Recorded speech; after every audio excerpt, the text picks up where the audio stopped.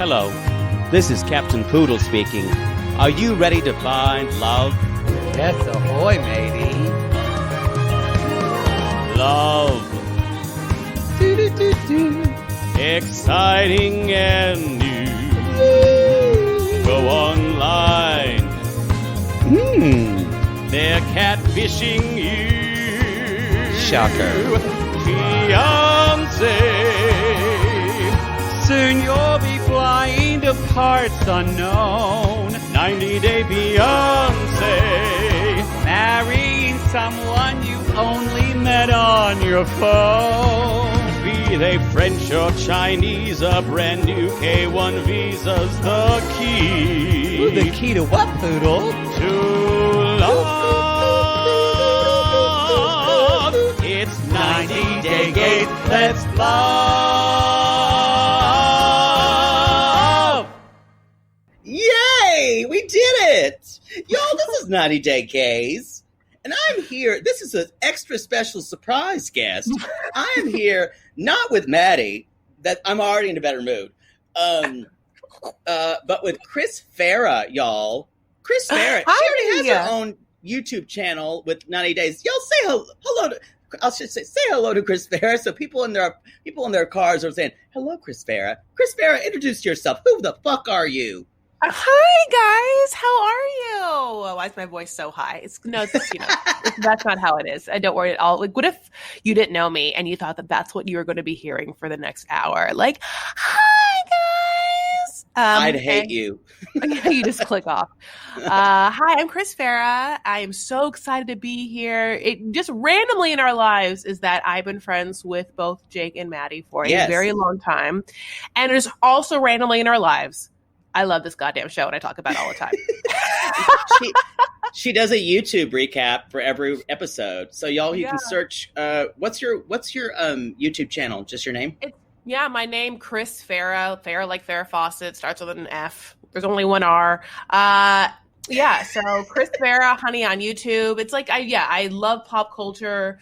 Television, obviously. I recap shows. 90-Day Fiancé is my bread and butter, and there's so many, offshoots, honey. But I've done Love After Lockup, and I've done the Bravo shows, and even like dipped my toe in Celebrity Big Brother. So there is many different offshoots of 90 Days as there are nationalities of Angelina's children.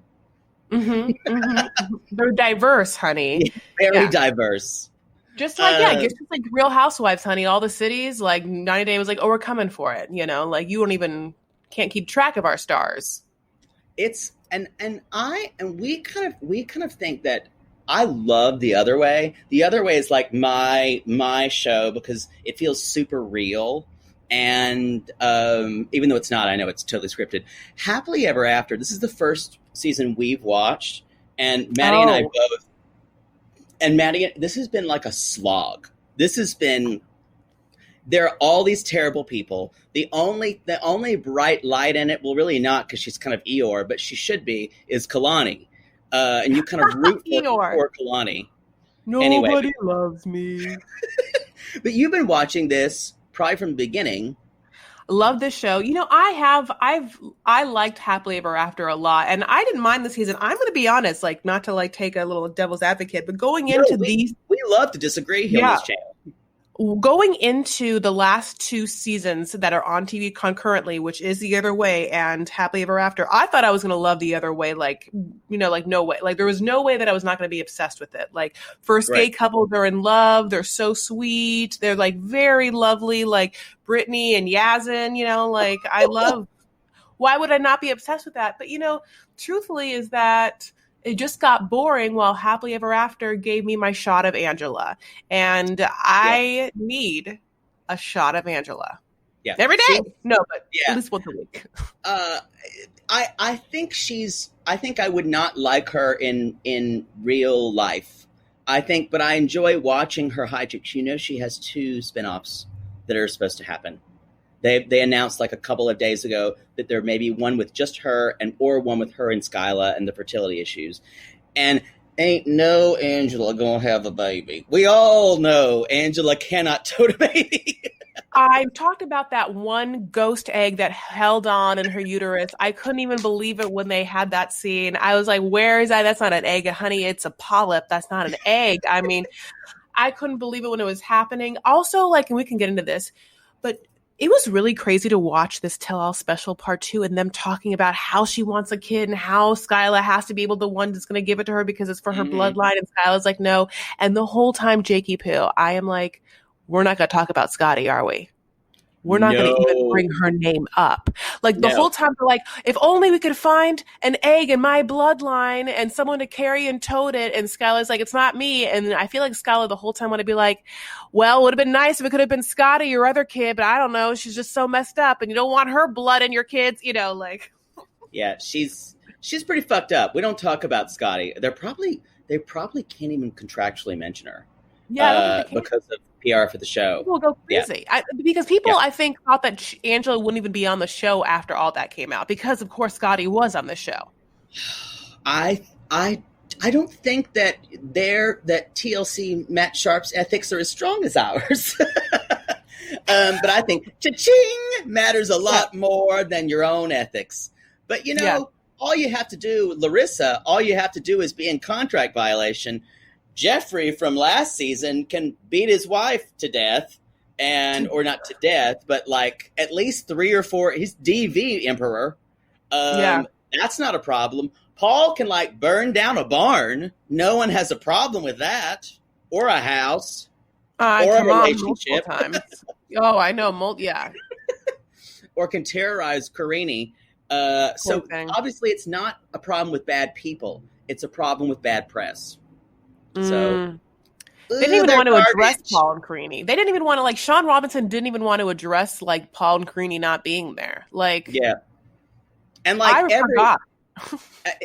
You do kind of forget, but like the weirdest thing is they're such good tell-all bait, or he is, that like she's like sucking his dick the whole time, prompting him for information about Karini and that baby.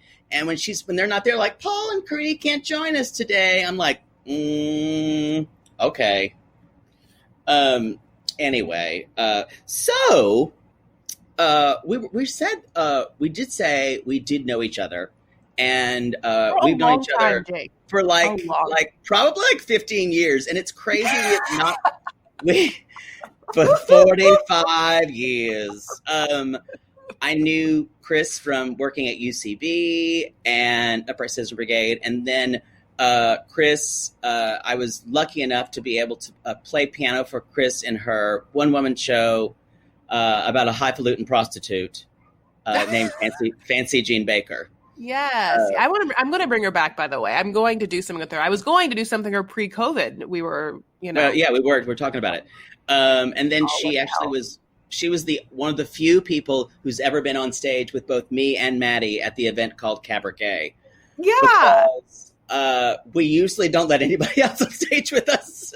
Allie and Lindsay, baby. Yeah. I mean, early on. Early on. I know. But Chris Farah, we would maybe let a drag queen on the stage with us, but Chris Farah is a little less than a gay man, a little more than a drag queen. That's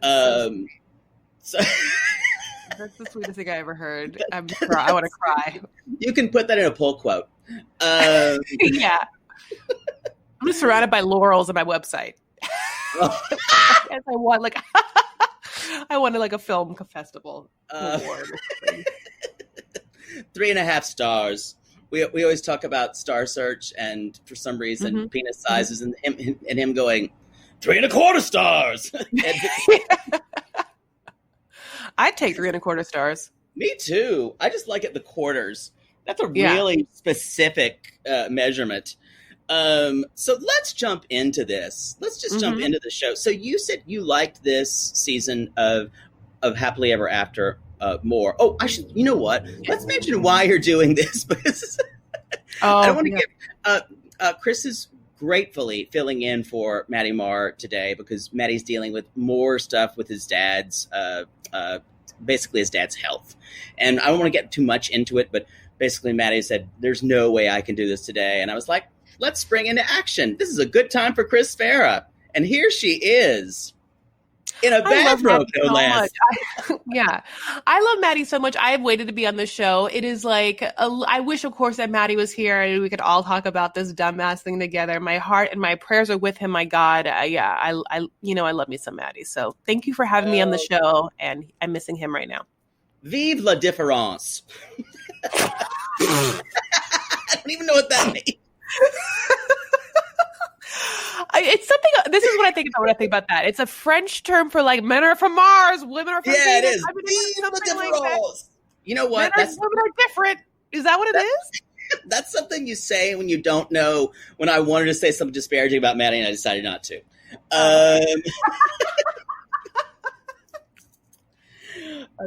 No, we've actually been with Hall. This drama with his dad. I shouldn't call it drama, but it's dad's illness. We've been so good to each other, which is rare. We normally just pick at each other constantly. Yeah. Anyway, so let's just jump into this. Part 2, Sure. We begin with America's favorite fairy tale, Kalani and Asuelu. But it started off that way. Could you imagine you go to your homeland, Jake? Let's just say you're not from America. You go to your homeland, honey. You're in a gorgeous resort. There's an activities director there. You're a virgin, okay? You have never touched Thena D because she was raised that way. She's a virgin. She's there. There's a guy. He has a very square jawline. She's somewhat into that. Near set eyes. That turns her on. That's fine. She's like, this guy's my culture. He's obsessed with her. They have like a lust bubble, as you will, and we can talk about that lust bubble and other things. Then they like can't get their hands off each other. They get married, so they can they bone, they get knocked up. They're like, well, we have to get married or whatever. Mm-hmm. And then she brings him over, and this is her life now. It did start as a fairy tale, but of course it like disintegrates into, hell on earth, honey. This is hell. I feel so bad for her. I do too, and I think she's got a remarkable amount of perspective. And that's what I love about her. Both her and her sister, I want them to do a fucking... I agree, and I had a problem with it. Kalani, Colony, Poodle, Kanini, Kadidi. No. Yeah. The Colony used to be a theater where I grew up. Would say, you want to go to the Colony and see Terminator 2? Oh, the Colony in Burbank, honey, does quality work. That's true. Well, I think that theater's done. Oh, okay. We'll whisper about it right here. No one will know. Bad management. Oh, I won't tell. Oh, hashtag LATHTR. Anyway, this was just the movie theater, the Colony Theaters, where I wanted to, I think I saw Honey, I Shrunk the Kids there. Monumental. Did you hear about Rick Moranis, by the way? Not to get off subject, but you did hear that Rick Moranis was sucker punched on the Upper East Side in New York out of nowhere this week. He was punched in the face, and it was very upsetting. And I could only think of, this is the worst thing I thought of, is that someone really didn't like that they made a sequel called I Blew Up the Kid. Yeah. That's and that's a terrible thing to say, and I feel remorse for that. Well, I won't tell you again. Don't. So you nailed it. That she thought this kind of fairy tale thing, this, maybe slow on the uptake guy, it must be charming. It must be charming being there in Samoa. And then she takes him back and like, oh no, this is just how it is. Yeah, oh no. He's not just young and dumb. He's just dumb. It's like in what's that movie? Now I'm like, this is what Maddie always do. What's that movie where blah blah blah happens? The Matthew McConaughey has the stoner. What's that movie? No, Dazed and Confused. Dazed and Confused. When you say, "Oh, he's real hot," and then you take him home, and you're like, "No, he's just an idiot." Yeah. Like it's just the only thing she's guilty of is extremely bad judgment in men, and she's tried her best. So she just didn't know, honey. She was a virgin. She was just so horny, Yeah. I mean, I don't know if that's true, but that's how I was, and I'm just putting it on her, honey. Like they just, she just wanted a way out, I think. And she's so pretty. I really loved like everything. Kalani gave me a lot during this tell-all. Obviously, popcorn, which I really appreciated. Cheeky. She just went to overwhelm Bredenbacher. She popped some honey, some like what it was. She like put it into a container, and just chomped it. Watch the drama unfold, honey, as if it wasn't happening to her in that moment. But and the moment she chose when Moneybags was apologizing. And I'm going to tell you, when Moneybags apologizes, she apologizes. It's like she's delivering like some type of monologue in a Civil War movie. She's like Kalani, I am so sorry for all of my family and what I have done to you and the kids. And I mean, I only want you to have the best in life. And if by chance you have an extra $100, you can drop it in the mail or DHL. We have FedEx. Cash App. She's like, my Venmo. Oh. WhatsApp. Give me money. As I just scream when I'm around the house these days. By the way, I don't know if you ever saw, I talk about it all the time because it makes me laugh till I cry. Someone had a meme with her at that goat farm, and she was petting the goat, and it said, she feeling for that goat's wallet. No, I missed that. That's so funny. Anyway, Moneybags, Kalani brought out the popcorn and ate it while Moneybags delivered a soliloquy that was supposed to be unbelievable. Anyway. And Tammy just ruins it. Like, you know, I mean, Tammy is just like, no, I don't care what happens to you. Your kids could die. I mean, I'll run over your kids if necessary. Like, the whole point is give my family money. Like, that's the bottom line. I don't know if Tammy's for real. I don't know if someone... If someone is that much of a fucking twisty mustache villain, I mean, it could be that she's... That's true. He's diabolical, though. He enjoys fucking with people. I think what if Colt and Tammy got together? They deserve each other. They do. Ugh. But Colty she would just yell at him. Yeah, but Colty's used to giving moms money. That's true. Anyway, so Tammy's jumping on her like nobody's business, y'all, saying, you know, they just need to get divorced because we need that money. We need that sweet, sweet coin. Fuck that part-time froyo taste tester money. That's right. He works part-time at a health food store. Well, honey, he also now is doing the dance lessons. Sorry, you're right. But he also has to pay for the massive amounts of volleyball. They don't just let him play volleyball for free, although he wished they would. Oh, you know, we've weighed in. What do you think his problem is? We've talked about it. I said there's definitely a language issue, but there's also some type of sensory processing thing. Like, he can't process his emotions because in maybe Samoa, men aren't really expected to process their emotions somehow. But I think there's something even more at work. Because I know some Samoan people, and they're not like him. Yeah, he seems to be devoid of like a certain amount of like, I guess, confidence and self-identity, you know? And I think that like if I was to be like generically traditional in those comments, it'd be like, he doesn't seem to be like, it seems to be he's not he can't be like a man of himself, like his own like desires and wants.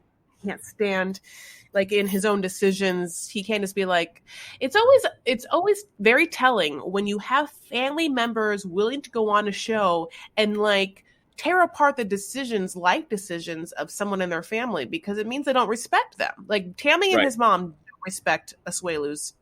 And so in order for that to be true, which it is, we could see the behavior patterns and that's thusly it's true. It means that he like for his whole life has been not to be trusted in decision making, basic decision making. So I think that I think we're dealing with someone who's on the spectrum.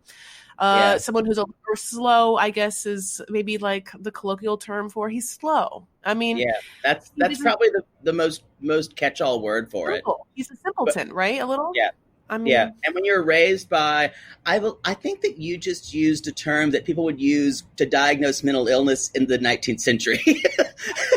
He's quite the simpleton. I used a bunch he's not a man. I used a bunch of, but I mean, yeah, I did. I believe they called it loons. He's a loon. He needs some lithium and a good spoon. I don't know. Yeah, I did say when she brought out the popcorn, I laughed like an actual lunatic. Like someone they put in an asylum who goes, "Woo! Woo!" Just like Daffy Duck. It made you giddy. Oh, it was so good. And so anyway, y'all, all you need to know basically is this whole situation. Kalani. God, you're right. The names are too close. No, the mom really messed us up for that one. Yeah. And her name is Lisa. She's like, I gotta have some like exotic names for these ones. And then she was just like, I really like those K names. She's like Kris Jenner. Yes. Oh. But with a little more self-examination. Yeah, and better hair. She does have better hair. Lisa has the best hair. They all have great hair. I mean, Kalani, Kalani, they all have great hair. So anyway, but Sean Robinson asked her, she's like, what do you think of these moments after you're seeing them? How are you now? And there a long pause where I felt myself age. And Kalani says, it's basically the same as it was now. Nothing has changed.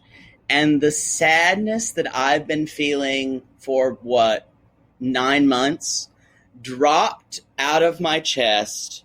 And I yelled at this guttural, because I want the best for her. I really do. I like her. I don't think she ever knew what she would sign up for in this reality TV kind of thing. But boy, he's a fucking albatross. She could do so much. I truly know it's the hard part for me with that storyline again was the sister conversation where Kalani and Kalani were like, whatever, the non-main one. It's Kalani. It's Kalani. Kalani's the main one, and the other one's Kalani. So Kalani turns to Kalani and is like, if this was me, if I was in your situation, you would want me to leave this person so hard. And I felt that. I was just like, yeah, like if any of like my best friends were in that situation, like this is what I said last night, honey. I mean, did you watch the Paris Hilton documentary on YouTube? No, I haven't watched it yet. Is it good? It is. It's interesting. Yes, I think it's good. I mean, good is relative or whatever. But I will say that, like, there's parts where she has like a nightmare, a reoccurring nightmare where she's in the middle of the night, people come and take her because she had to go to behavioral schools because she was like an out of her mind, like rich kid, and like her parents. Yeah. This is what they did. Okay, so I was like, this is what I would fucking do. Sorry, if this is what I would do if it was like me knowing. You can swear. It's fine. So I would absolutely come in the middle of the night and take her, the 2 kids and everything. I'd be like, I don't care if you're scared about this. This is what's happening. I'm saving you from your own life. I know we're going to leave this topic, and I just want to talk about Tammy's outfit. Tammy this whole time is like about to get beaten by Angela, which thank God. Angela's doing the Lord. I mean, Angela's doing as much as he can during this tell-all to remind us that violence is always possible, because that's what usually happens when Angela's on a reunion special. Yes. Anyway. She does. She and Rebecca almost came to blows. And that was when I realized Rebecca was a tall woman. And I was so shocked because I'd never seen her next to anybody but Zied. Yeah. And every time that she was next to Zied, I would just look at their butts. I would look at both of their butts together, just like in those jeans and those leather jackets. I would just like, butt. Tammy's there. And like, again, she's wearing a Polynesian one-shoulder puff dress, and she is just like in a beige couch. Hattie has to be told what's what with Angela. Like, Angela's gonna come and she's gonna take her down. Don't do that to her, Kalani. Yeah, because they're besties, obviously. Yeah. I would be best friends with Angela, but I would have Angela beat up someone for me because I feel like, she'd be good at it. I'm terrified of her. And I won't make you up. I will. I have one thing to say about Kalani does say, you can beat me up too. And she's like, or or sorry, Tammy says, I'll beat you up too. And Kalani's like, you want my address? Yeah. The sisters are just bringing it. And then we find out, but to end this segment is the fact he leaves, he's gone, and he's already blocked her phone. Not to be confused with the Silva twins. Lock your number on your phone, lock your number. This is an actual block, which they said was the song of the summer. Yeah. And we still say that was not the song of the summer. Lock your number was like number 211 on like samgoody.com. I think that you were honest. That's a compliment. That's a compliment what you just said. Lock your number. Anyway. Yeah, it was the song of the summer right underneath Watermelon Sugar and WAP just barely topped it. Can you imagine? I will say that like he blocked her so fast, just like a volleyball about to come over a net, honey, and he just jumped up and blocked it. He loves volleyball. Jake, how does anyone love volleyball that much? He plays like 5 times a week. Even his own mom, crazy ass Moneybags, was like, stop. I told him to stop playing the volleyball and stay home. And he still is like, I'm getting off of the Zoom to go play more volleyball. He loves it. Overhand, do you think he serves overhand or underhand? I think underhand. I think he serves underhand. I think he's an underhander server. I agree. Yeah. He bumps it. He bumps. Yeah, he does bump. I bet they play very polite volleyball. I bet no one ever spikes it. They just pop it's very polite. He's like, I'm going to get, are you okay if I get it? Do I not get it? Anyway, you're right. There's way too much volleyball being played. And they have 2 very young children. Very young. Yeah. And yeah, I don't have a lot to say much more. But you guys, she's in, let's be honest, she's in an unwinnable situation. She either needs to leave her husband or struggle through life with those kids. I don't know what to do. Anyway, that's there. Yeah. Thank God she has a mom. And her dad seems to be a pretty strong low. Yeah, although I do wish, just going back, I do wish that the dad had told Asuelu's mom a little more of like what's up or what's not going to be up, because we waited for that, and then he just was kind of like, well, there's a difference in a Samoan culture and American culture, and I told him that. I want to be like, they're basically saying that they should give them money because you guys already make so much money you could take care of everyone. Thoughts? Like, I wanted him to look. But we thought that was going to be like a Godzilla versus Mothra moment. Yes. We were sitting there like chewing our nails, and I expected money. I get power of money bags, and he's like, "Well, I'm not gonna let you do that." That's my closest thing to low is Sling Blade. Good. I think it's good. Anyway, that's all I've got about those 2. You know what? I hope the best for them. Kalani, if you need me to come get you in the night, I will. Chris and I will come down and get you. Or Paris Kalani Hilton. will come, or Paris Hilton. Yeah. Yeah. Kalani will Kalani. Kalani will come in. Shall we talk about gaslighter in chief, Colt? Oh my God. Okay, so I will say I can be a little balanced. Obviously, he lost some LBs, and in a very Tom type way, he shows up and thinks he's like suddenly the best thing in the whole world, honey. Like, drops 20 pounds and thinks he's like male Giselle. Yes, he just looks like even more of a rat face to me. Yes. Like he looks like that sloth. That like that sloth. It looks like an animated character somehow. I don't know what it is. And that fake Justin Bieber hair is not doing him any favors either. No, and Debbie shows up looking like an extra from like Pleasantville or like whatever. Like, what is? Where did that transformation happen? Like, who are you, Debbie?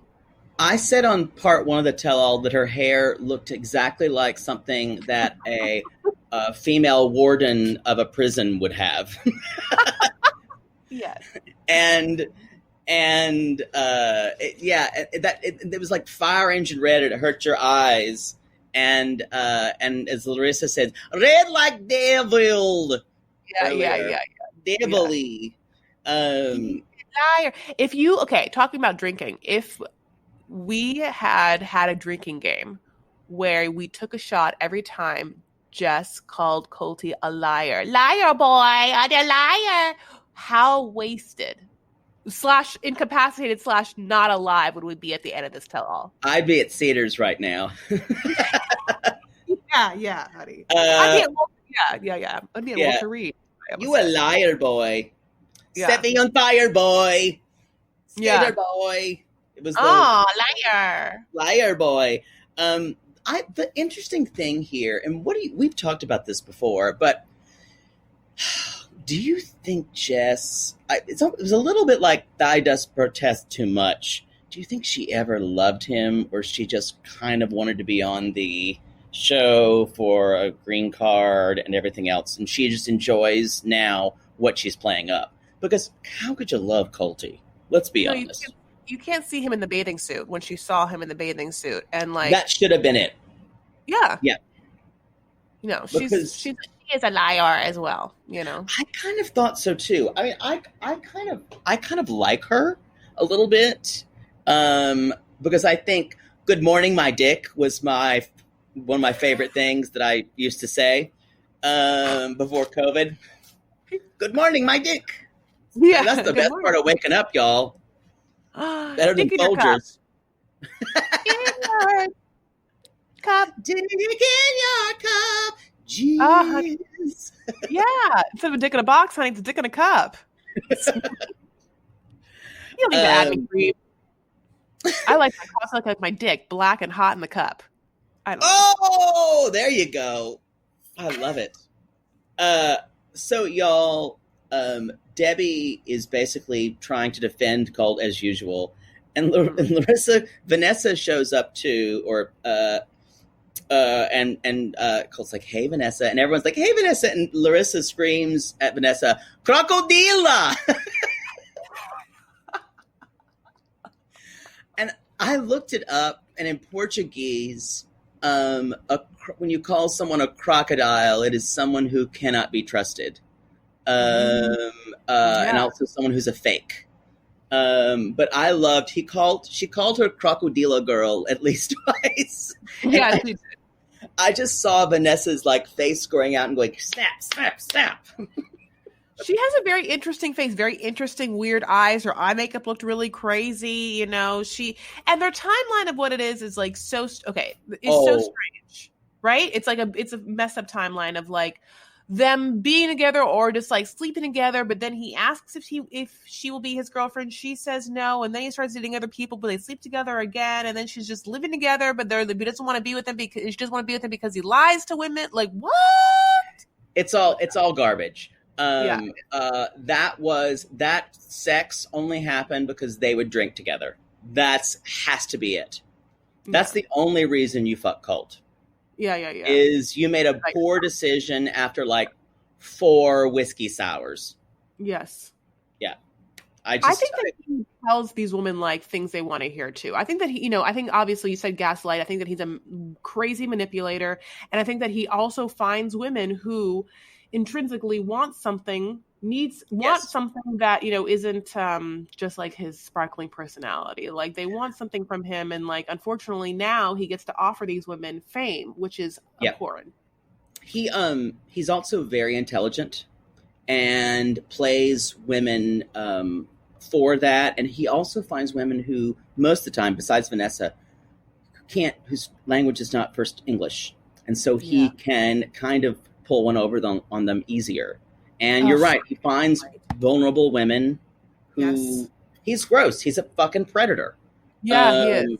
And his mom is messed up too, honey, and they're so gross together. And like he toggles in this 2-part tell-all between sometimes being like, "So what, Jessica? Like I didn't love you." Like it's almost like throwing it in her face. And sometimes it's like, "Jessica, I'm really sorry, I didn't love you," or whatever. Yeah. He kind of goes between like being really mean about it, like wanting to be like an asshole, and then being like, I don't know. He Ike Turners like 11 times in their segment. Yeah.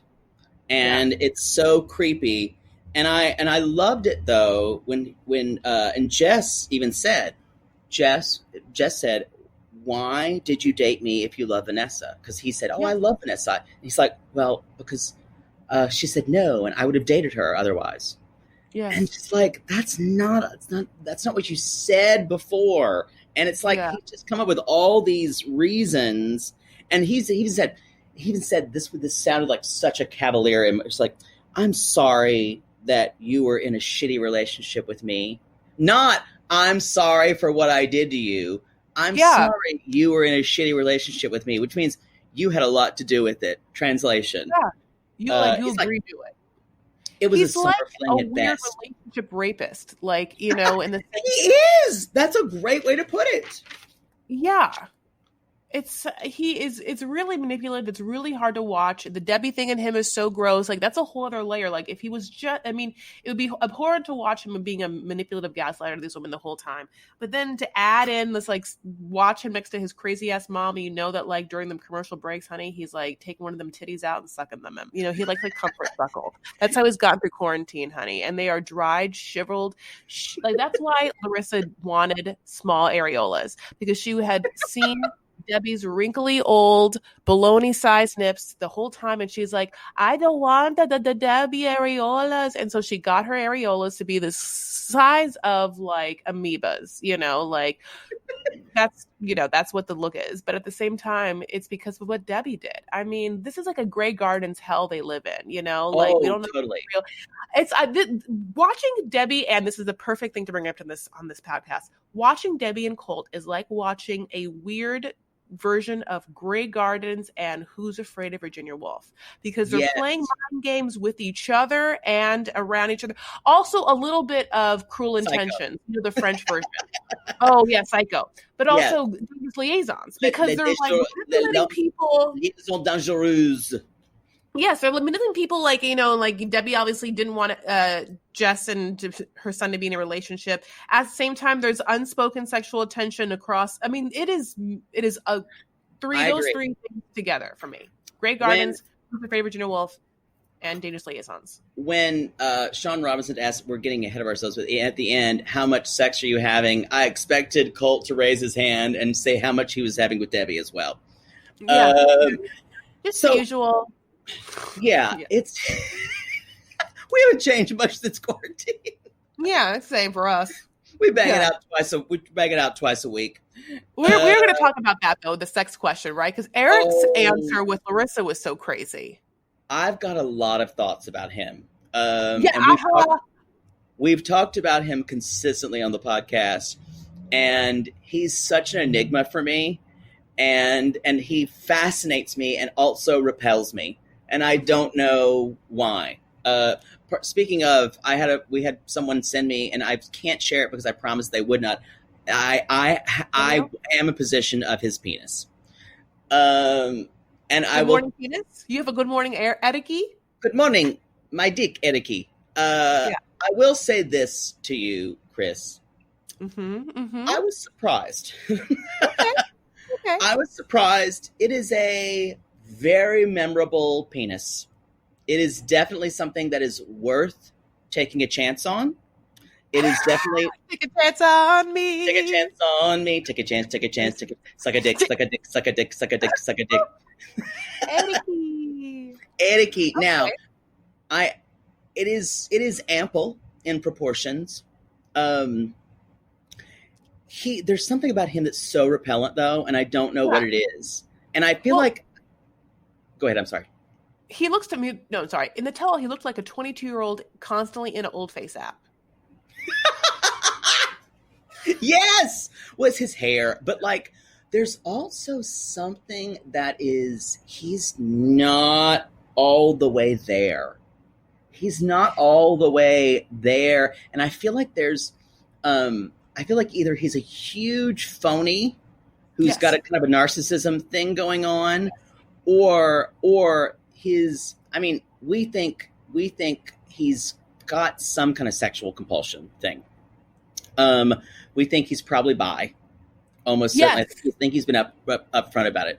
And I think being on television and being a man who he thinks he has to be highly sexual to show he's really into women. And we think he protests too much about it. Yes. There's something about him. And like the fact that he had on a collared shirt today. Production bought him so many V-necked shirts in every most unflattering color possible for him. Yes. Yeah. All disturbing. He's very interesting. I do feel like he's fake. Of course, he wants to be in the show. Like, I can't stand when he talks. He talks like he is going to walk you through each decimal. Yes. Honey, he is signing his own talking in a version of sign language that we don't know. Like that's one thing. And then, it was crazy how much he internalized and made like her surgeries all about him. Like he literally was like, they talk about people going through surgery, but what they don't talk about is the people not in surgery, just waiting for them and how hard it is for them. The people just waiting, not in surgery, to watch these people recover. It's hard for me. I'm talking about me. I mean, just like, oh my God. He tried to cry almost as hard as Darcy and Stacey in this last episode. And they've had so much work. Yeah. They've had so much work they can just do this. I mean, I wouldn't be surprised if a little poop leaked out when they were trying to cry. Yeah. That was a very good Silver Sister. You did for me just now. It was very good. Anyway, so basically Colt finally says, Jess, I don't know why I lied to her. This is the weirdest explanation. She gave me this identity as like her boyfriend, and I just want to have a family, and I want to and I want to have an identity, and I'm 35 and I don't know who I am yet. And I was like, I know. McVictim. Right? And it was so awful because it was like he was in some type of like one of those really bad existential plays written in the 90s about being in your 30s, like we were going to do the movie Sideways again. And Colt, like, I just want to go drink wine. I don't know who I am. Maybe I need a different career. Do I want to be an artist? Yeah, it just felt so bad to me. God.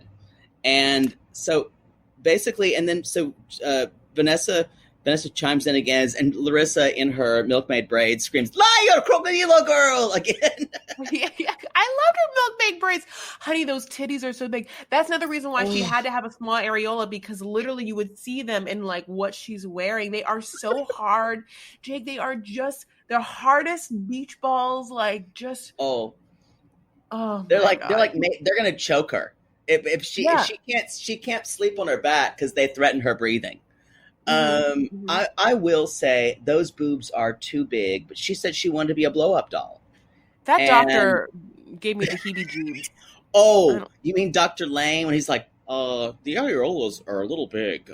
And we had a bunch of people in our sissy squad say, you know what? My areolas look like cup saucers, and I'm fine with it. Yeah. Mine are salami sized, mine are salami sized, and here's the thing. I have big breasts. You know this, She's got big boobs. Yeah, they're huge. And they're naturally big. And that's, you could be whatever. I'm just saying, from my experience, having naturally big boobs, you're going to have like a bigger areola. Yeah. That's just how things go hand in hand. It's natural. You can't be a tall person with small feet. You'll fall over.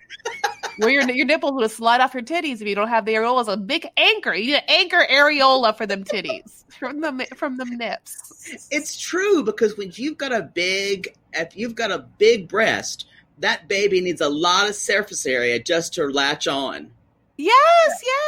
So you gotta find it. But also, it's too one big blob if you don't show them where they are. Like they're getting the areola is you're getting warm. It's like you're getting warm. This is where the nipple is. You're almost there. Not quite there yet, but this is the general direction. Boop, Because if you don't have the areola, yeah, the nipple looks like a mosquito bite. You don't even know what it is. That is true. I'm freaked out by guys with really, really big nipples, but tiny nipples freak me out too, even more so. I think they're just little. They're like like two little exes. Yeah. So anyway, the rest of this scene is basically like Debbie shouting and Vanessa shouting, and Larissa calls everyone, "Bitches, you ugly asshole." You have a no morals.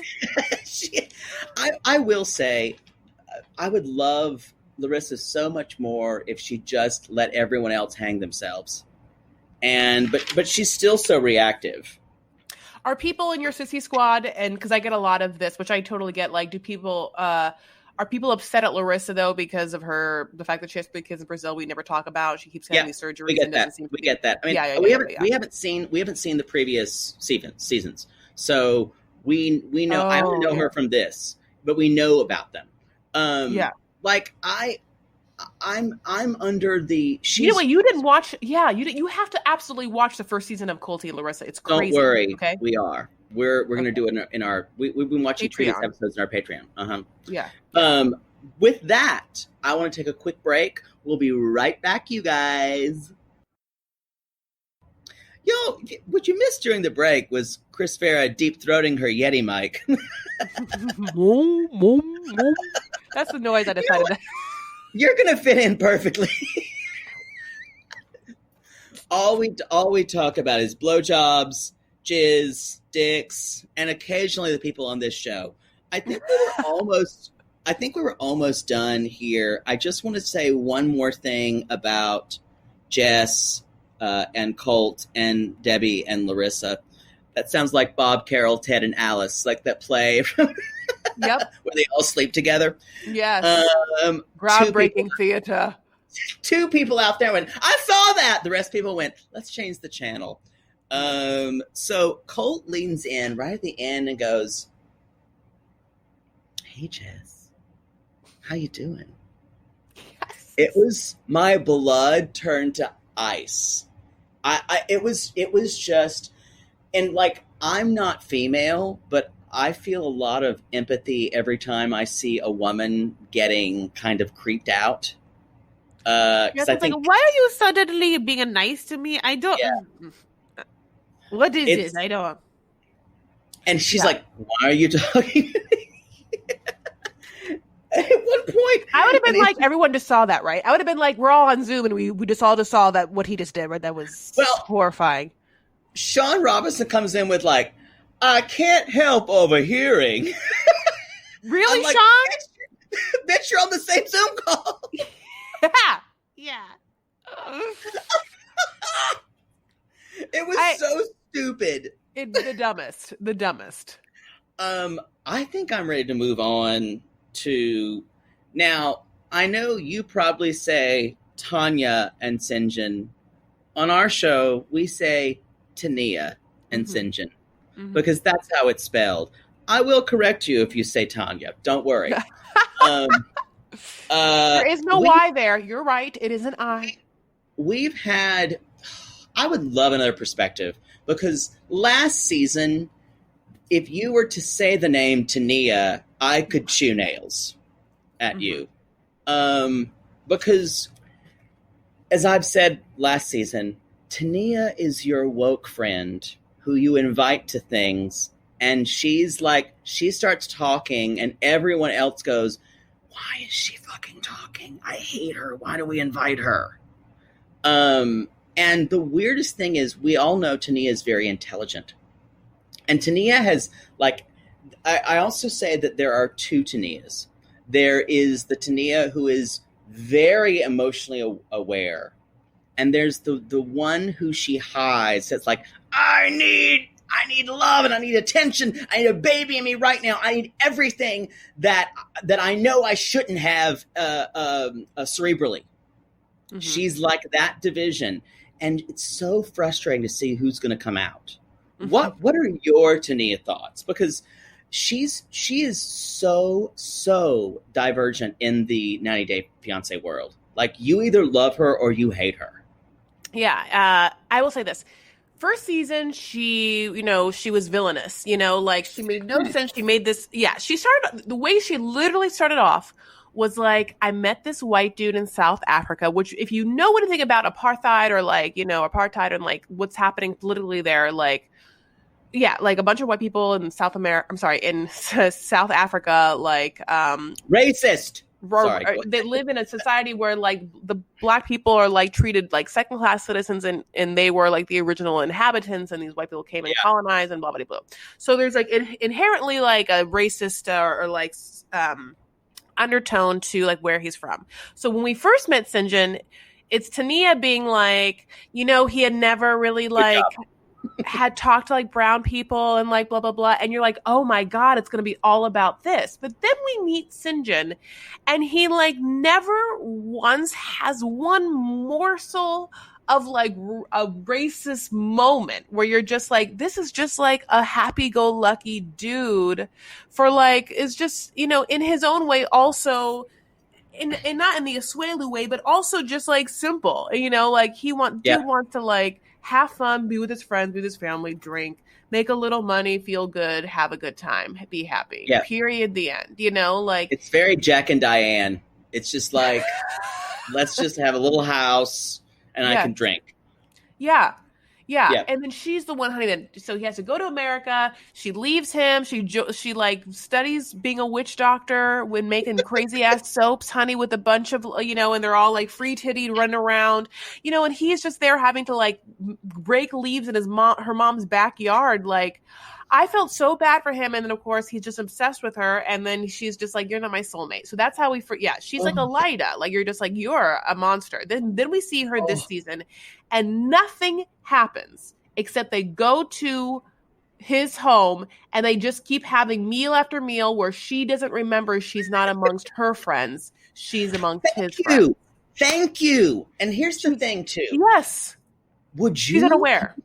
Can you absolutely imagine if at your fiance's family, if your in-laws and your family, and you behaved that way at a family barbecue, where it's just brie. I think the bris is a circumcision, but which is a whole different barbecue cigar.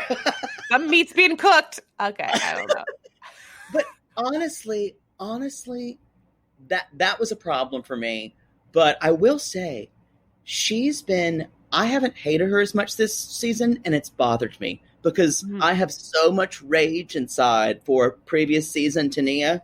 And to me, Syngin's been really problematic this season about kind of not really wanting to do anything. And I really do believe that they're still coasting on their own sexual attraction for one another. Yes. And she still thinks it's going to manifest into something else, and it's not going to. Because we have to remember, he does drink, and so does she. Yeah, he is a drunk. Yeah, she drinks a lot though too. So they get drunk together, they bone all the time. Yeah, and I think, and I'm not even saying Syngin's an alcoholic, but he obviously has issues surrounding alcohol. Mm-hmm. I mean, y'all, he said, would you stop drinking or get a divorce? And he's like, well, I'm not going to stop drinking.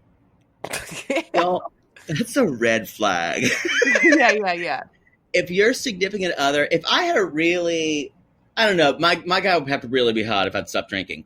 But it's something we could talk about. Like, this bitch doesn't even think that I'm her soulmate, though. So what am I going to give up drinking for? Drinking is now my soulmate. You know who drinking's never told me I'm not drinking soulmate, so this bitch can keep whatever, her first boyfriend. Agreed. I wanted to say, just for someone who tries to be so woke, she's the most asleep person in the whole world. Like, she's asleep. I totally agree. And I think, too, she was amazed by the edit she got last season. Mm-hmm. And you notice she burned that pink shirt. That pink shirt. She's been very careful about how she's appeared on camera all the times. She's almost always got makeup on, hair fixed. That's great. Because, great. Yeah, she lost some lbs. He She gained did. the LBs. She lost them. Yeah. He found them. Yeah. And ate them. And just Yeah. Drank and ate them. And I will say, I feel like she's a much bigger catch than he is. I think she's a very intelligent girl or woman. Sorry. We've been trying to say, I've been trying to say in my life, not to say woman and say girl. So everyone correct me when I say that. So Tania even says, well, I'm someone who dreams of the future, and this is someone who's never thought of the future. So it's really hard to like compare these. And that's where that's what she lives day in and day out. And I'm not saying neither of these are good people. I'm saying they're a bad fucking match. Yeah. Period. Tania wants like a go-getter, bread maker, ambitious man. You know, like she said something interesting during the season, which was confusing a little bit because the first season, you know, I was like, what does she want to do? She wants to like open up like a witch doctor soap factory. Like, I mean, I don't know, honey, but like that's what it was, I guess. It changes from week to week. We stopped hearing about it. We haven't heard anything about that soap. Who knows how the soap's doing? Okay, and then now she had something where she's like, she says something to him like, you say that you love me and you support my dreams, and I want to be a housewife, and I'm with someone who doesn't want to buy me a house. And I was like, oh, yes, he doesn't want to buy you a house. This is not the one. This is look at him. He's not house. I'm going to buy a house type person. Yeah, I think everything for her was in theory until they got married. And then she becomes, okay, this is how it's going to be. We're going to get a house. We're going to have 2.5 children. We're going to get a dog. We're going to get a fucking minivan. Mm-hmm. And he's like, I'm from South Africa. What are you talking about? Yeah. And that people have actually told me never to do that accent or an Irish accent again. So apparently we have fans who actually know what they are, who actually live in those countries. And that we do have an Irish, and I think I went, hoity-toity-toity-tee. And she's like, just she's like, for everyone who listens and for yourselves, never do an accent like that again. Yourselves. Have some respect for yourself. Yeah, have some dignity. You lost it. I can respect it. Do you think Syngin's hot? You know, what? He went in and out for me. I wish he'd go in and out on me. I'll tell you what. I was waiting for it. Yeah. I swear to God, he fucks good. I am certain if he's not blitzed. Yes. Then he just rolls around. It's not real big though. It's kind of fat. Now, it's girthy. It's short and girthy. It's girthy. Like him. Yeah. Exactly. But I was more attracted to him the first season. Short-haired Syngin is gorgeous. I'm not a big fan of the Beauty and the Beast Ron Perlman look. For him pining over Linda Hamilton in the sewers. Okay. Yeah. Now, do you think? Anyway. But you think Andre's hot, right? Because I think Andre's hot. Andre's hot, Chris. Why is he so fucking hot? I mean, I'm just like, 5 times a week, honey. She gets to come home to that and that baby, and a clean car. I want him to pummel me like a jackhammer. Is it over? Do you think that her and her crazy ass white privileged, like dumb, stupid, uncultured family like said all that shit about him when all I would kill is just be able to like have sex with him and eat bacon for the rest of my life? Like that's all I want to do with him. We went off on that family's the worst of America, and they are your typical. If you've ever toured Europe, Andre's or Libby's family are the kind walking behind you in Notre Dame with slippers and asking if they can take a close-up picture of one of the nuns.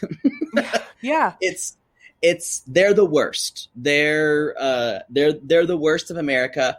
We've been big Andre defenders because we want to bone him. And he's tough, y'all. He's misogynist, and that's just him. But you know what? She fucking loves it. And Loves they it. go fucking like role Craves play. She Like loves she it. craves it. Yeah, she craves it. I need to excuse myself in an interior room now, thinking about Andre. Yeah, no, he thought.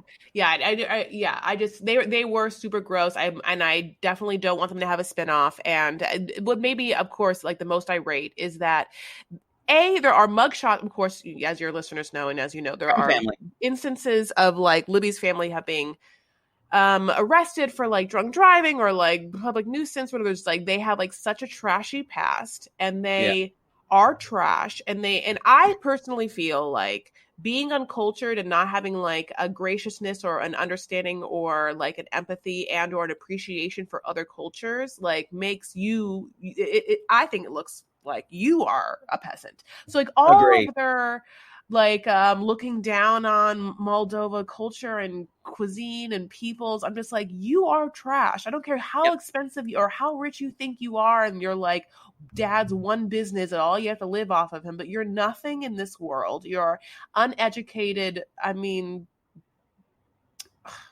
basic ass people. Basic ass. That's basic dumbass. ass, exactly the way to describe them. Yeah. I'm glad we didn't have to see Jen again and her like orange face. Or honey, that dining room that she's sitting in front of, is that her dining room? Oh, I'm sorry. I know Pier 1 is like, I'm going through bankruptcy, but I definitely didn't need you to go and buy every goddamn thing and like put all your like thankful words up everywhere. Ugh. It was totally from Pier 1. I also suggested a couple of pieces from Cost Plus World Market. Oh, yes. Yeah, a little bit of the wooden things. That's Cost Plus. Yeah. Okay. But anyway, like we're going to talk about Andre. Oh, actually, we don't really. We can jump to. We'll talk about the sex in just a minute. But I guess one thing. Did you feel like, remember when Syngin's friends came on and they were like, okay, well, this is what happened. Like he brought home Tania, and it was just like we were all living, we were chill, we were just three dudes living and living our lives, honey. We drink all night long, and then one of our best friends brings home this girl who just starts bossing us around, telling us the way we live ain't good enough for her, like American standards, and she wants things clean or whatever. And like, I really felt, I was like, oh, like Tanya just came in and like doesn't give an F, does not care how she comes across, you know? No. Like the weirdest thing is how much, even though she loves other cultures and how much she talks about being so woke, she's so fucking American to the core. Yeah. And I think she hates that part of herself because we saw her on the, she's like, how do you think you got to America? Yes. It's like that Cecily Strong girl you met at a party on SNL. And she's like, this is America. Yes. Yeah. I never thought about Jay, but Jay, you are so right, because that conversation happened where it was like, oh, you know, I've accomplished things, and he's like, I've done great things. She's like, well, your biggest accomplishments because of me. Like I got you to America as if that's his biggest accomplishment. Yes, you're right. She's a nightmare. She is a nightmare, but she looks good. So I think she did look good. She's an absolute nightmare. I think she needs to be with the right person. She needs to be the one. You know what she needs actually? What she needs a man who will go, yeah, you're right, and who she can kind of be the kind of dominant person, and who she can kind of like have freaky deaky sex with and do anything, but who has a good job and is a dependable guy and is like her equal in a lot of things. She has a very small rubric of a guy she can be with, and she probably won't have the best sex with this guy, but it doesn't matter. She needs some guy who she can be in a good partnership with. Otherwise, it's never going to work. She's always going to be telling him what to do, though. That's obvious. Yeah. And whether she finds someone who's a little more submissive or a little more go with the flow, that's fine. It's too bad that Syngin's like opera singing career didn't. Remember that? Okay. Remember that? Someone who does this for a living, the fact that you can just be an opera singer without a lot of education or an apprenticeship program, or you can just... He was singing in the mind. You know, he sang in the mind.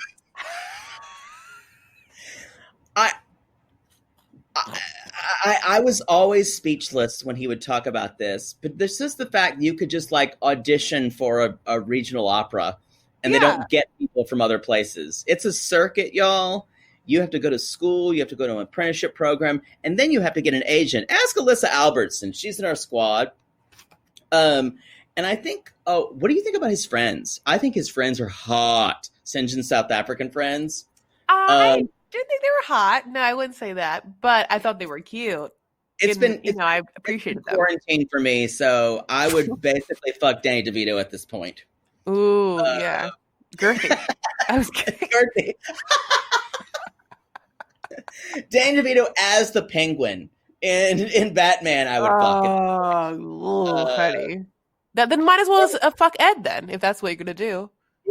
There's something gross about that. There's a lot gross just a little about bit, that. Just a little bit. Mm-hmm. So I think that's about it for Angela. them. There's a lot of crosstalk between the rest of them.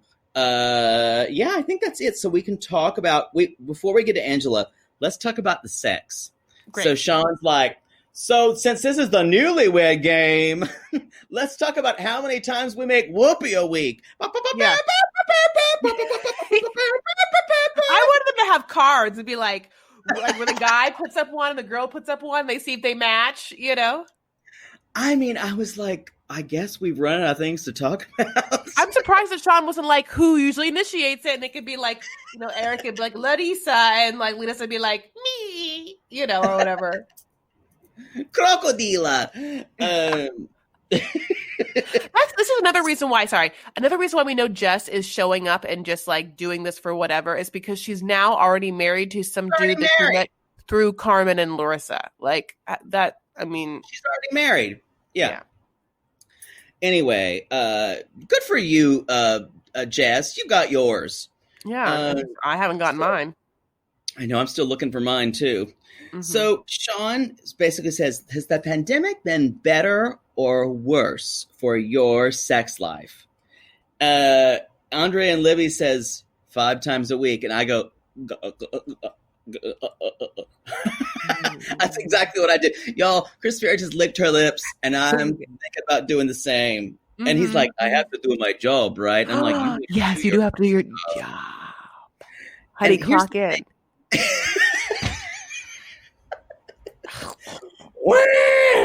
Yeah.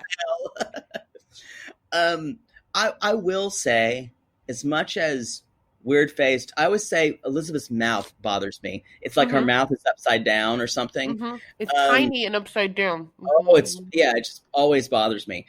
Like with all her bitching and moaning about her family and how Andre doesn't want to work and how she does the stuff and Andre takes care of the kids. You know what? She's getting that fucking like Moldovan D and she fucking loves it. Mm-hmm. Because that's the only thing that turns that frown upside down. Mm-hmm. The only time she smiles is when she's getting banged, y'all. Yes, she bangs. She bangs. Yes. Yeah, 5 times a week. I love they said that, and then Sean Robinson's like, well, sometimes you can subtract too. Is that right? And he's like, oh, it's different every week.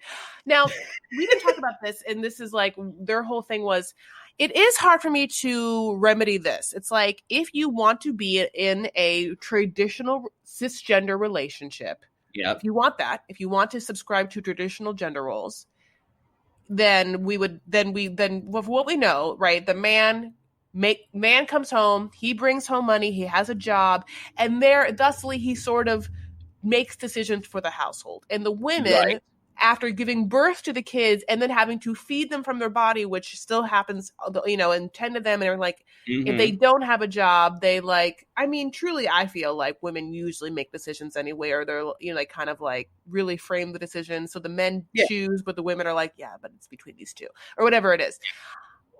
He does not bring home any money, and yet he does want to make all the decisions. And I think it's a problem.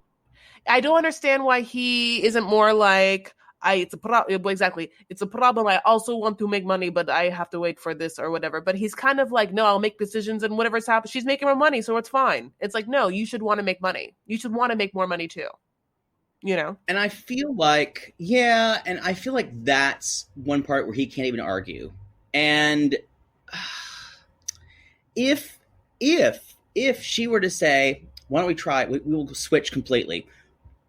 I'll stay home with the kid. You go out and work.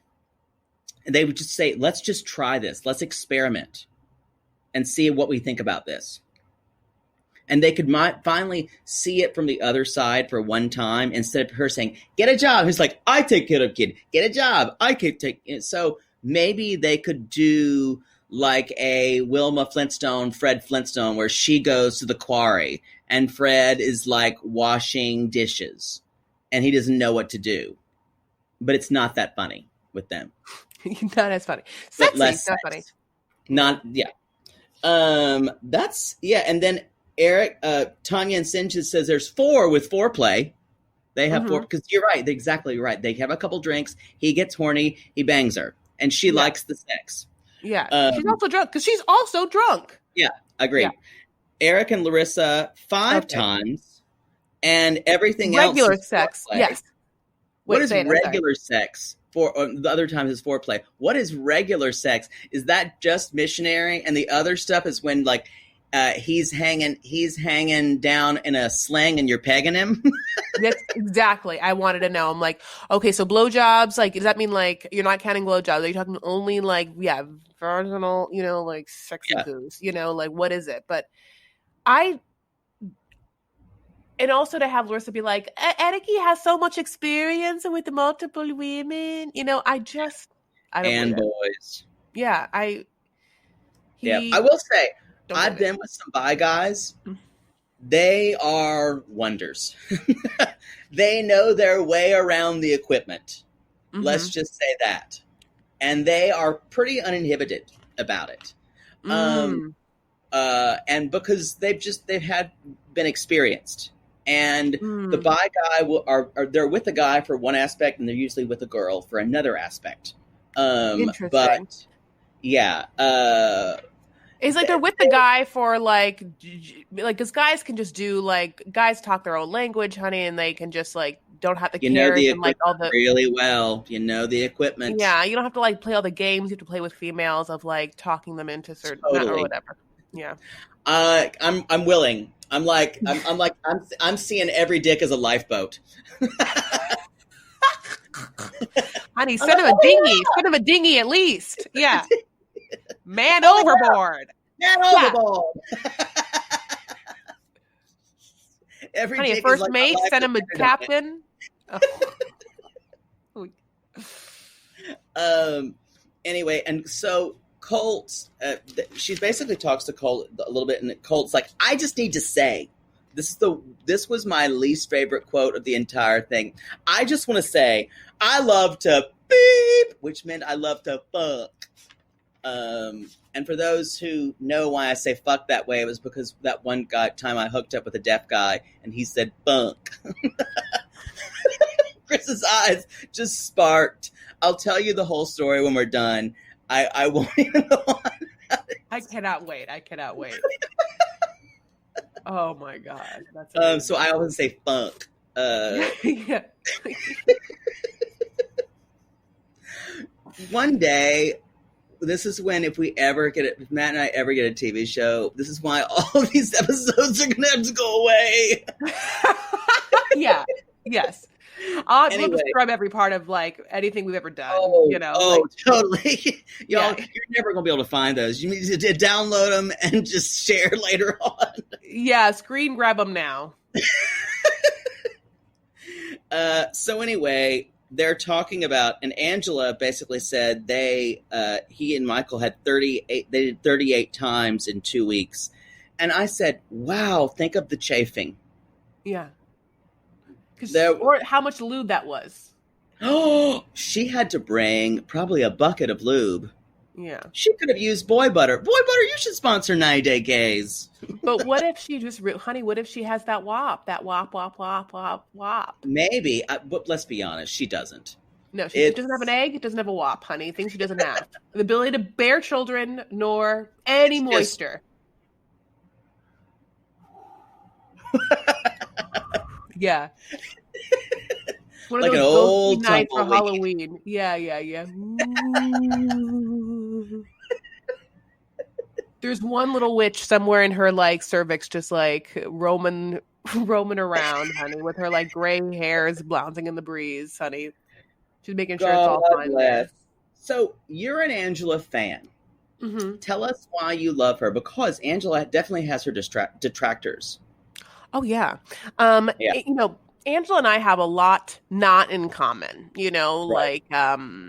She's not someone who I don't think that I could go on a long road trip with her. I don't think that I could deal with her. She's very dramatic, very loud, and she can be mean and biting and incredibly rude and trashy. And yet she also has a warmth and utter joy that is palpable not only from her, but radiates to other people around her.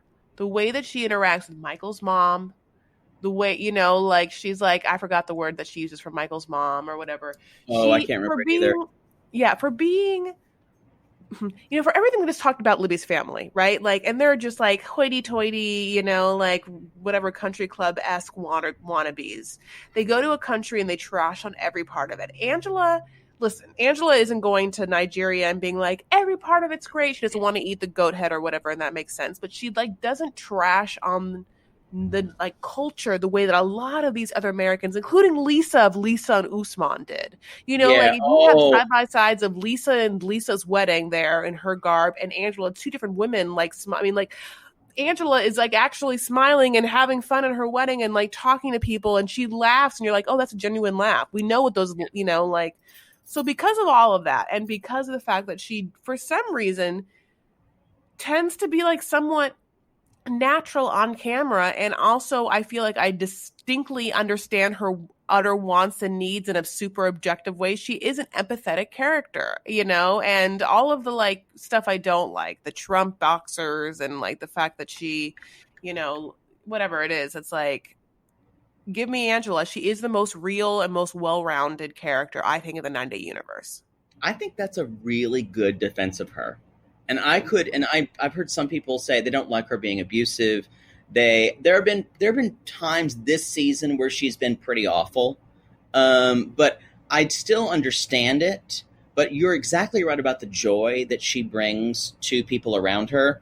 And I think that comes from, there's something about Southern women, especially that kind of deep South, where it's like you are there to bring joy, and you have to keep everyone happy around you because life is shit where you are. Yeah. She's a tough woman. She has like that Southern kind of like grit to her. Like, like she's like a tough matriarch grit. Like she has to be there for her mama. She has them kids, honey. She's been taking care of Scotty's kids and Skylar's kids. They all live in the goddamn same house. She's like working as a nurse or whatever. I don't understand how she makes any money whatsoever. I don't understand how she even lives, No, she's a home health aide. She's not a nurse. She's just like fucking hospice. What she tells you, she sees some shit on a daily basis. Literally some shit. Like she sees people shit themselves. Yeah, she has to clean it. But I think that makes her really strong. And I think so what do you think Angela and Michael will make it? No. And I think that the last moments of this tell-all were very hard to watch, because Michael has always been very upfront, and we have talked about Michael's want for a baby a lot. And I think that, whether we were super clear of whether it was his desire or his family's desire, I think that like this tell-all like made it sure like it isn't like his family's doing this and he is not standing up to his family, and he's like, it's not because they want this from me, it's because it's right. In his mind, it is right for him to have an heir, and so I don't understand, this is where it gets confusing with cultures, because in one hand you're like, okay, well, Michael, why don't you understand that she's old and she can't have a baby? And it's like, person saying, Angela, why don't you understand that he's from a culture where he could just have a baby with another woman? It's not a big deal. And so it's like there's a miscommunication or an understanding. Angela's like, in Angela's mind, she's like, I don't want Michael to come to America, find some woman, and then bring that child in the house, and I have to see the woman around, and I have to see the child, I have to take care of the child, feed the child, give money to the child. It's like, to me, it's like, I talked a lot with my subscribers last night in my live, like, what is the best situation? And one person, I think her name is Pamela, I hope it was you, Pamela, said the best situation would be like if two lesbians could give like, I don't know, like somehow like be a surrogate or like give him what he needs, and then like she wouldn't feel like threatened by them sexually, Angela. That's dead on, because Angela is a woman driven by fear. Mm-hmm. Fear motivates her more than anything else. And the idea of having another woman who's younger in her house, first of all, she has to have them live under the house with her, live the same roof, because she need to make sure her baby is being taken care of. And Michael living there too, you can get an erection or whatever. And she's driven by the fear, number one, the fear of losing her husband now, the fear of dying, and her mother's death even made it even more, and the fear of dying alone even worse. Yeah. So she's driven by that. And then Aunt Lydia comes in, not the one from, as I always say, not the one from Handmaid's Tale, not Ann Dowd. I don't think the exact same, though. No.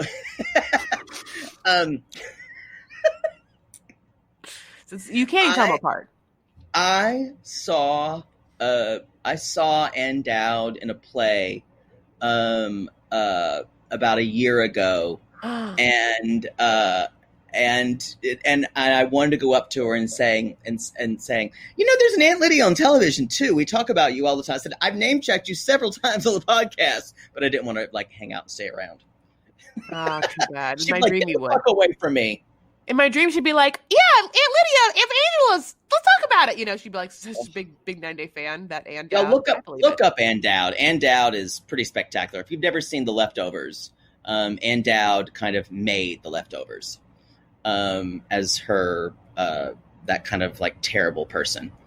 Anyway, Aunt Lydia basically has suggested IVF, and she's suggested all these things. So and we all know how expensive fertility treatments are. Hundreds of thousands, yes. I have friends who've done it, and they say, yeah, we were thinking about doing house payment, but we decided IVF anyway instead. So crazy, yeah. And so basically you guys, and Sean Robinson is trying to get at this. There are two options here. You do surrogacy, because Skyla, or you do Skyla's egg, and Skyla said already, you ain't getting my egg because that's like my child. Now, the fact that all the other 90-Day cast members said, I side with Skyla because no one should be pressuring you for your motherfucking egg. And I agree. Your genetic material. Angela's like, yeah, it's basically my egg, though. And he wouldn't even have eggs if it wasn't for me and whoever your daddy is. I like Angela. I'm just like, yeah, Skyla, you live with Angela, though. You can give her an egg. By the way, you can just give her an egg. I'll take it out of you when you're sleeping. She'll tote it. Angela totes, I felt really bad about them all coming at Skyla, because that's a choice. And especially if you, and Tania's like, I'll give you an egg, Angela. And Angela's like, that's nice of you, Tanya, but we don't need no Yankee eggs up in here. All of them curly brown eggs. I wouldn't have no Connecticut. It's like a Connecticut egg, a Connecticut egg in Arthur's Court. Yeah. By the way, great movie. I love the movie. I love the book. It's so good. Denny Kaye, right? Denny Kaye. Yeah. Am I making that up? Bing Crosby. Yes, I think so. We just alienated about 90% of our listeners, but that's okay. Also, now they're like, oh, we didn't know that this podcast was now hosted by two ancient dinosaurs. Two old gay men. We're gonna make a reference from that movie is old, Someone just said on your Amazon wish list, it just Metamucil just popped up because you listened to this podcast. Yeah. I felt bad for Michael the whole time, and I felt bad for Michael because Michael's like, this whole time you've been saying we can do IVF though, I don't understand. Yeah. And now she's turning the corner. She's like, no, we can't do IVF. You know how expensive it is, and if because you're gonna spend all that money doing that, we can't do the things I want to do, like hike the Himalayas. Hike. She keeps saying, what you're like. She does. She's like, what are you guys? What are you gonna be hiking? What? Angela's firmly in the no baby camp now. She has decided. She's like, why can't we get a dog? She has decided that they're in the no baby camp. Michael leaves. He's frustrated. Aunt Lydia's screaming. Anyway, just the way the tell-all should end of that part. And that's That's all. Do you have anything else about Angela? Yeah, just one more thing is that Angela gave us the only moment she said and she discussed that she would beat Tammy up, and like that was a Yes. moment of like a warning of violence or a threat of violence. And we all know that tell-alls have violence.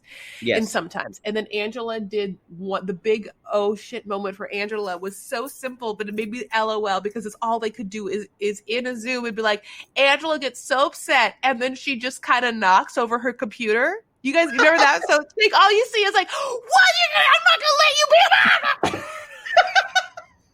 And the big moment of the tell-all was just that Angela's computer like goes back, but it was supposed to be like very dramatic that she was gonna stomp off. It made me laugh. For what it's worth, Chris Farah is so meta, so method that she knocked over her own computer at that point. Yeah. That was the big drama of the tell-all. And they teased it.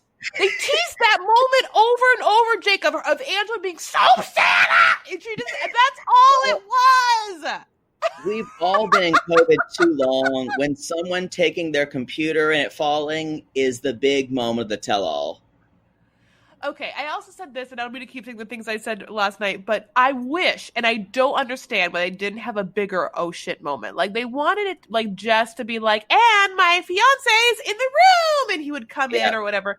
What honestly should have happened, and this is why I should be, like, a consulting producer on this show, is I think that Eric-y should have proposed to Larissa. Could you imagine I was waiting for it. I was waiting for it. That made no sense why, like, Sean was like, oh, right before we leave, I got a private message from Eric that he wanted to just be able to say something. Like, Eric, and then he'd be like, yeah, guys, watching Larissa be on death's door.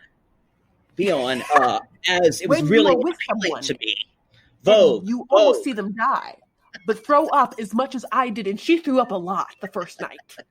And then he would propose, it'd be a big deal. He get to like, keep the narrative going that they're in a relationship, and it would have been like big news. We like the next morning, the headline from the tell-all would be like, Larissa gets engaged, and you would have like a reaction shot of Eric-y and hopefully Debbie. Like that would have been great TV, but it didn't happen. So Sharp, get at me. I'll make it happen for you. I think, Matt Sharp, get at her. I think she's gonna have to trap him to do that. The baby? Maybe. She's fertile. We know she has 3. She's quite fertile. But she's going to have a baby after having a tummy tuck, which is... that could be a problem. That could be a problem. That's the best. Definitely C-section. Because Eric will request that it be still tight. Yeah. I think that's all we've got for this episode. Chris Farah, this has been absolutely wonderful. Thank you for jumping in like a member of League of Their Own. Oh, honey, is she a peach? I have had such an amazing time. Thank you so much for inviting me. I love you so much. I love Maddie so much. I love the show so much. I'm so happy to be part of the Sissy Squad. Thank you. Tell people where you can find us. Find you. Well, you can. Yeah. I can't speak. You can. Yeah, no. You can find me on all the social media sites. I'm on Instagram and Twitter at Chris L. Farah. The L is for luxury. And you can also, yes, honey, or Lebanese, honey, or Lockdown. You can pick your favorite out. Of course, you can also go to my YouTube channel and subscribe to me there. I am Chris Farah on YouTube, CHRIS, F as in Frank, ARAH, and I talk about this show and other shows. And also, I'm on Facebook. If you're on Facebook and you want to join another group, my group is called Vanity Farah, and we talk about this stuff show and stuff like that. And y'all, when we're talking about it. Make sure you follow us at 90 Day Gaze. You can go to follow us on Twitter and Instagram at 90 Day Gaze. And also, if you're so willing, Chris, are you on Cameo? You should get on Cameo. I want to, or FIANCÉ. I want either one to be on Cameo, but go on. Yes. Is FIANCÉ? Or can you imagine? You should do FIANCÉ OnlyFans. Yes. No, you should do an OnlyFans. Yes, I love that idea. I just had it. Yeah, side note is Jake and I do this dumb show sometimes in normal COVID life, and that her name is Fancy, this show. You can follow her too, but I want to make an OnlyFans for her. Yes, I can see it now. Break out the corset this evening. And you guys, one big reminder, this is the last day to register to vote in a lot of states. So make sure you do that if you are not already. Check if you're registered to vote at vote.org. And make a plan tonight. Vote by mail, vote early, do anything, but just make sure you have a plan because you need to motherfucking vote. It's time. And bring a millennial. And bring like, that's another thing is like, can also, for everyone like our age, around our age, we're going to vote. But like, try and reach out to a younger person and be like, yo, 23-year-old John, what are you doing on November? Like get some millennials to like reach out to your millennials and get them like involved in voting. That's what we need. Amen. We need younger people to vote. Amen. Totally. And you guys, remember, these people just like us. They're lonely hearts like all of us out there. And if you have ever eaten a huge box of popcorn while someone makes a confession to you, call us. Also, can you send me $100,000? Thank you. Mom.